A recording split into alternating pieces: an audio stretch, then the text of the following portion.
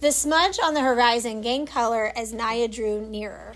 Changing from hazy gray to olive green, the dirt under her feet turned to mud, then sludge, until at last she was ankle deep in water.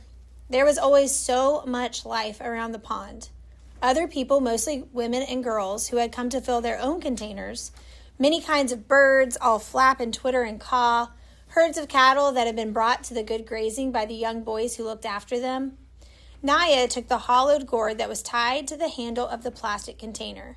She untied it, scooped up the brown muddy water, and drank. It took 2 gourdfuls before she felt a little cooler inside. Naya filled the container all the way to the top. Then she tied the gourd back in place and took the padded cloth donut from her pocket. The donut went on her head first, followed by the heavy container of water, which she would hold in place with one hand. With the water balanced on her head and her foot still sore from the thorn, Naya knew that going home would take longer than coming had, but she might reach home by noon if all went well. The tears were hot in Salva's eyes. Where had everyone gone? Why had they left without waking him? He knew the answer. Because he was a child who might tire easily and slow them down and complain about being hungry and cause trouble somehow. I would not have been any trouble. I wouldn't have complained. What will I do now?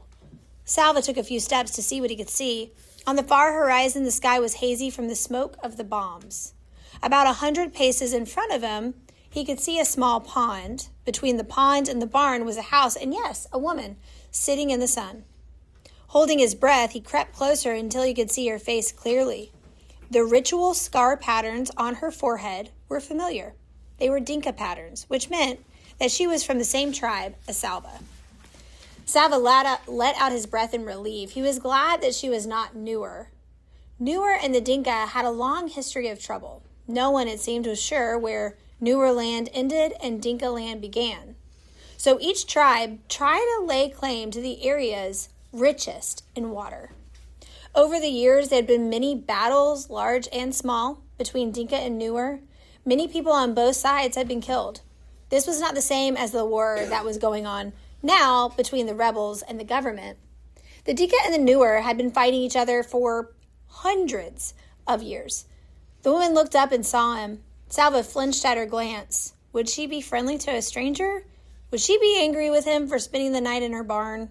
But at least he was not alone now, and that knowledge was stronger than the uncertainty about what the woman might do or say to him. He walked toward her. "Good morning, Auntie," he said, his voice trembling. She nodded at him. She was old, much older than Salva's mother. He kept quiet, waiting for her to speak. "You must be hungry," she said at last. She stood and went into the house. A few moments later, she came back out and gave him 2 handfuls of raw peanuts. Then she sat down again. "Thank you, Auntie." Squatting on his haunches next to her, Salva shelled the nuts and ate them. He chewed every nut into a paste before he swallowed, trying to make each one last as long as he could. The woman sat without speaking until he was finished. Then she asked, "Where are your people?" Salva opened his mouth to speak, but his eyes filled with tears again, and he could not answer. She frowned. "Are you an orphan?" He shook his head quickly. For a moment, he felt almost angry. He was not an orphan. He had a father and a mother. He had a family. "I was at school. I ran away from the fighting. I do not know where my family is." She nodded. "A bad thing, this war. What are you going to do? How will you find them?"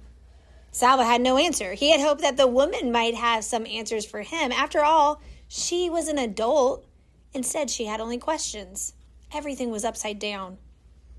Salva stayed in the woman's barn again that night. He began to make a plan. Maybe I can stay here until the fighting stops.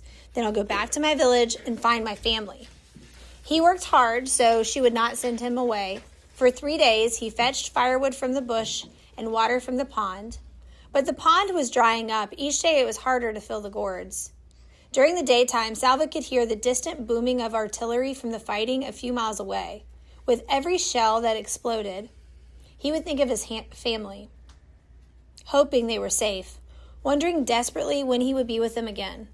On the 4th day, the old woman told him that she was leaving. "You have seen that the pond is only a puddle now.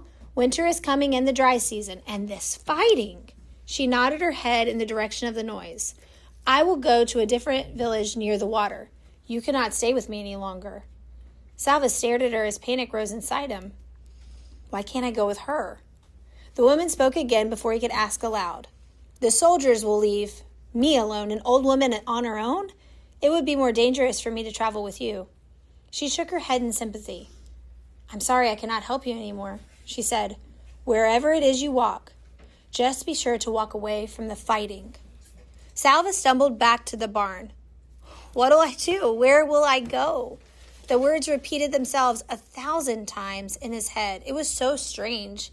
He had known the old woman for only a few days, but now he could not imagine what he would do once she was gone.